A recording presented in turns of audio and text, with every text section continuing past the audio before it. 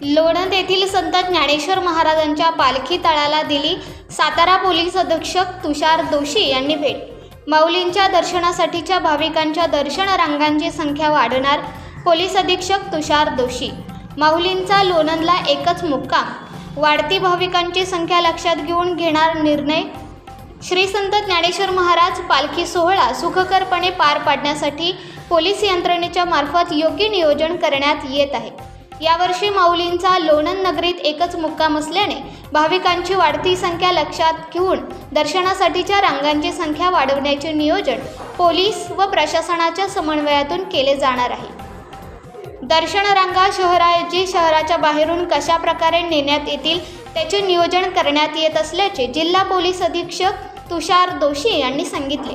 श्री संत ज्ञानेश्वर महाराजांचा पालखी सोहळा 4 मुक्कामांसाठी दिनांक 26 जून रोजी सातारा जिल्ह्यात येत असून लोणंद येथे एका दिवसाच्या मुक्कामासाठी येत आहे. या पार्श्वभूमीवर नीरा नदी दत्तघाट व लोणंद पालखी तळाला भेट दिल्यानंतर जिल्हा पोलीस अधीक्षक तुषार दोशी बोलत होते.